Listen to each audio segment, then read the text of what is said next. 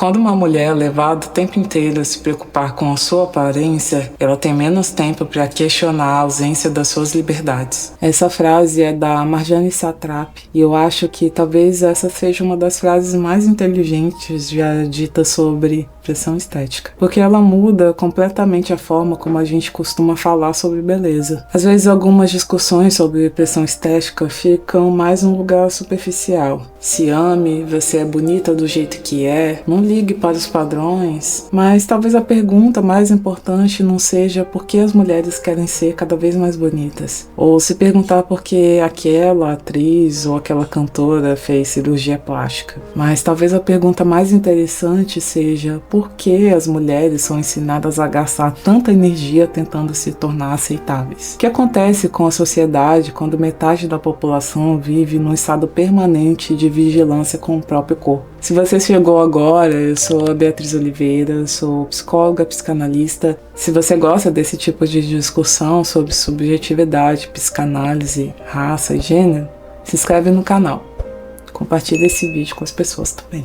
E hoje eu quero conversar um pouco sobre pressão estética e como isso interfere na nossa subjetividade. Mas não apenas como questão de autoestima. Eu quero falar sobre a beleza como uma forma de controle subjetivo, como algo que ocupa tempo, energia psíquica, desejo, identidade e até liberdade. Mas antes da gente continuar o debate, eu acho importante a gente falar um pouco sobre a mulher que trouxe essa frase. A quadrinista Marjane Satrapi, que infelizmente nos deixou recentemente, nasceu no Irã em 69 e ela cresceu durante a Revolução Islâmica de 79, um período de transformações radicais no país. Uma das mudanças mais simbólicas daquele período foi o controle sobre o corpo feminino. E o uso do hijab se tornou obrigatório nas escolas e nos espaços públicos.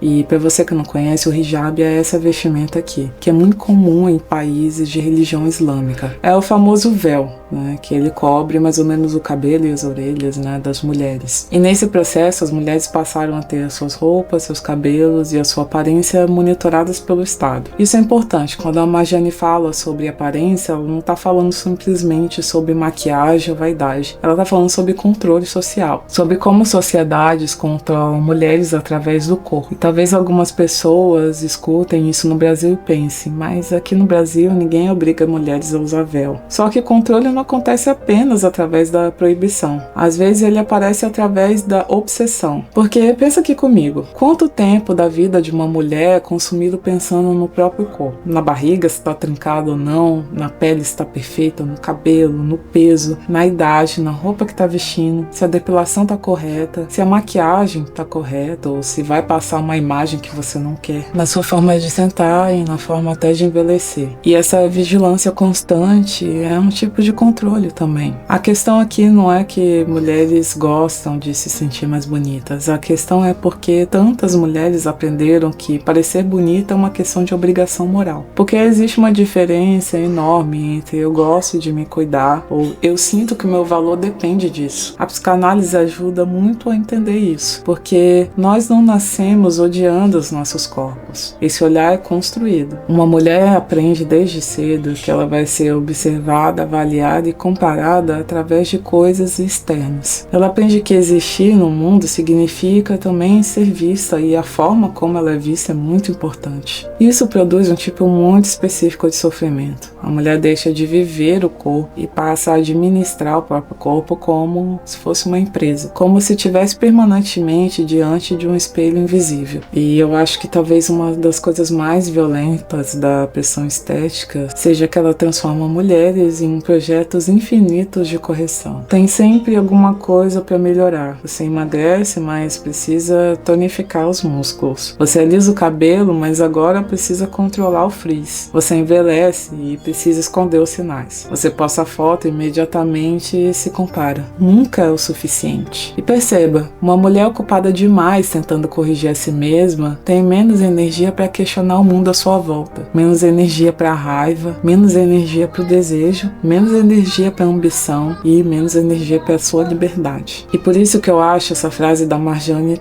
tão importante. Mas eu acho que também é importante falar sobre questão racial no Brasil e beleza estética, porque mulheres negras vivem uma camada muito específica dessa violência. Durante muito tempo, traços negros foram tratados como algo a ser corrigido. O cabelo crespo precisa ser domado. O nariz precisa afinar, a pele precisa clarear, o corpo precisa ser aceito apenas para se aproximar de um padrão branco. E isso começa muito cedo. Eu, por exemplo, tenho memórias da primeira vez que eu alisei o cabelo. Eu tinha só 11 anos de idade. Os penteados apertados, o medo da chuva, porque isso vai encolher o seu cabelo, vai tirar a chapinha. A sensação de que o cabelo dá trabalho. E muitas vezes isso vem dentro de casa, das próprias mães negras, passando essa pressão para suas filhas, numa tentativa de protegê-las do racismo, ensinando essas crianças a se aproximarem ao máximo de uma imagem branca, como se a adequação fosse proteção. E isso deixa muitas marcas subjetivas, porque a criança aprende que do jeito que eu sou, eu corro risco, do jeito que eu sou, eu não vou ser aceita. Então não é só sobre estética, é sobre pertencimento, sobrevivência e reconhecimento. Tem outra coisa importante, a pressão estética movimenta bilhões. Existe toda uma indústria que depende da insegurança feminina. Uma mulher em paz consigo mesma movimenta menos consumo. Então o mercado cria permanentemente novas insuficiências. Agora você precisa ter uma pele perfeita. Agora um corpo natural. Agora uma beleza clean. Procedimentos estéticos muito caros que fazem você parecer mais jovem sem mostrar realmente que você está tentando parecer mais jovem. A régua muda o tempo inteiro. O objetivo nunca foi que as mulheres se sentissem bonitas e satisfeitas com a sua imagem. A meta é que elas continuem tentando e deixando de observar à volta os direitos, os poucos que nós temos, que estão sendo retirados cotidianamente. E o mais triste disso também é que muitas mulheres nunca tiveram oportunidade de descobrir quem elas seriam sem esse estado constante de vigilância sobre si mesmas. Quem você seria se não tivesse passando tantos anos tentando se tornar aceitável? Quanto tempo da sua vida foi consumido tentando diminuir partes suas? Talvez a liberdade também tenha relação com isso. Poder existir sem transformar o próprio corpo num problema o tempo inteiro.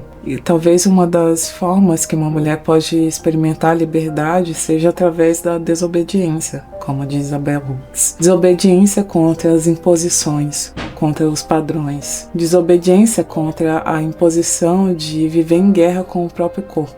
Se esse vídeo te atravessou de alguma forma, me conta aqui nos comentários. Qual foi a primeira vez que você percebeu que estava sendo ensinado a se vigiar?